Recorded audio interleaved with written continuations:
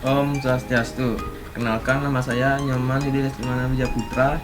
Saya dipanggil Yudi. Saya dari kelas 11 IPS 1 dengan absen 12. Di sini saya akan menjelaskan tentang peristiwa proklamasi kemerdekaan Indonesia yang saat ini. Peristiwa ini dimulai 6 Agustus 1945 ketika bom mengguncang kota Nagasaki, dan kemudian tanggal 9 Agustus giliran kota Hiroshima di Jepang oleh Amerika Serikat. Dan peristiwa pengeboman Hiroshima Nagasaki ini adalah menjadi petanda menyerahnya Jepang kepada Amerika dan juga sekutunya. Sehari kemudian BPUPKI berganti nama menjadi PPKI atau Panitia Persiapan Kemerdekaan Indonesia. Itu lebih menegaskan keinginan dan tujuan mencapai kemerdekaan Indonesia. Pada tanggal 9 Agustus 1945, bom atom kedua dijatuhkan di atas Nagasaki sehingga menyebabkan Jepang menyerah kepada Amerika Serikat dan sekutunya.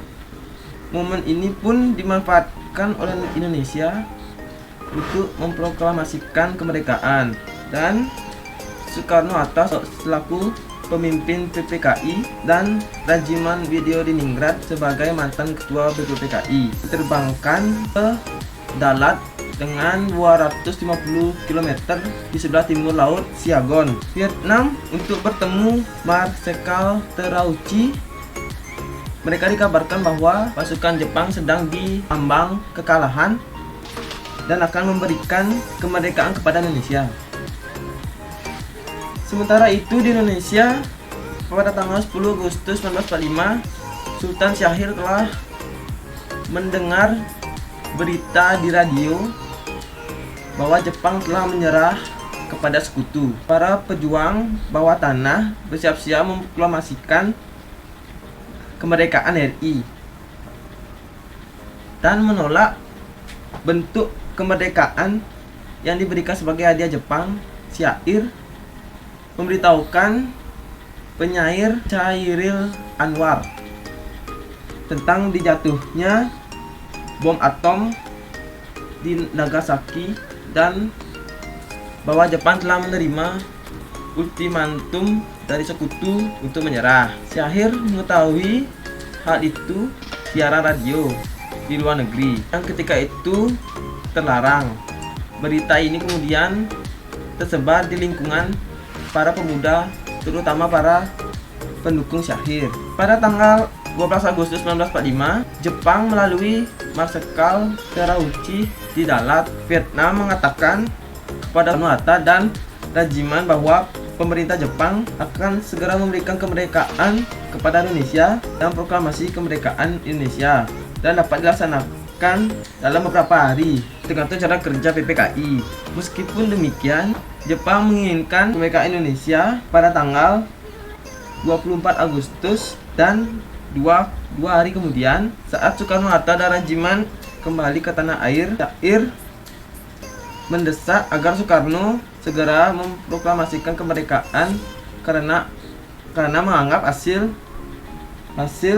pertemuan di Dalat sebagai tipu muslihat Jepang.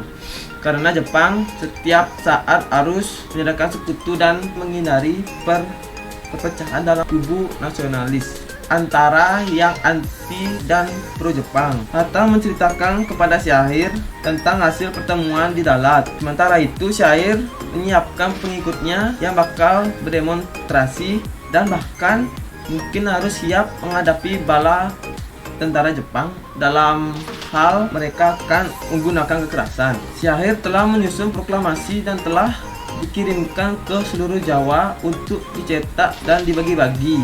Soekarno belum yakin bahwa Jepang memang telah menyerah, dan proklamasi kemerdekaan RI saat ini dapat menimbulkan pertumpahan darah yang besar dan dapat berakibat sangat fatal jika para pejuang Indonesia belum siap. Soekarno mengingatkan Hatta bahwa Syair tidak berhak memproklamasikan kemerdekaan karena itu adalah hak Panitia Persiapan Kemerdekaan Indonesia atau PPKI. Sementara itu, Syair menganggap PPKI adalah badan buatan Jepang dan proklamasi kemerdekaan oleh PPKI hanya merupakan hadiah dari Jepang.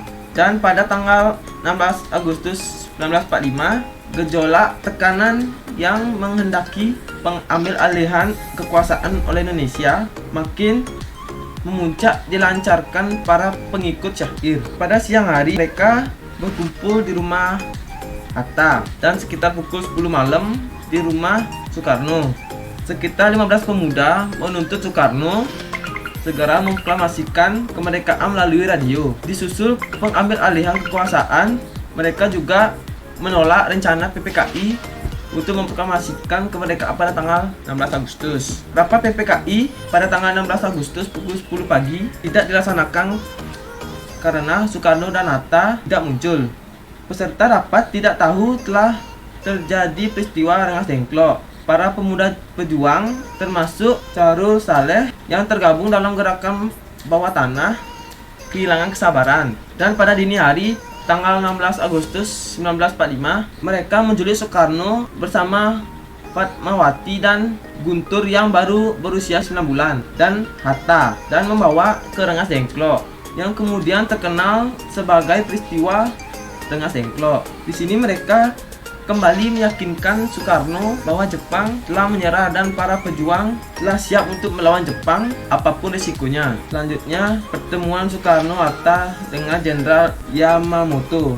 Malam harinya, Soekarno-Hatta kembali ke Jakarta, bertemu dengan Jenderal Yamamoto dan bermalam di kediaman Wakil Admiral Maeda Tadashi. Dari komunikasi antara Hatta dan tangan kanan Komandan Jepang di Jawa ini, Soekarno-Hatta menjadikan bahwa Jepang telah menyerahkan kepada sekutu dan tidak memiliki wewenang lagi untuk memberikan kemerdekaan. Selanjutnya, naskah proklamasi Indonesia mengetahui bahwa proklamasi tanpa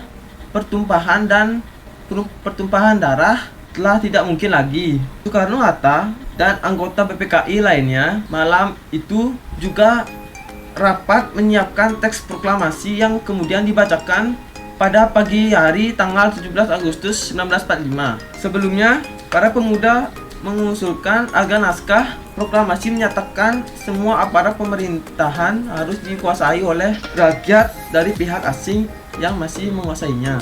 Tetapi mayoritas anggota PPKI menolaknya dan disetujuilah naskah proklamasi seperti adanya hingga sekarang. Para pejuang juga menuntut 6 pemuda turut menandatangani proklamasi bersama Soekarno dan bukan para anggota PPKI. Para pemuda menganggap PPKI mewakili Jepang.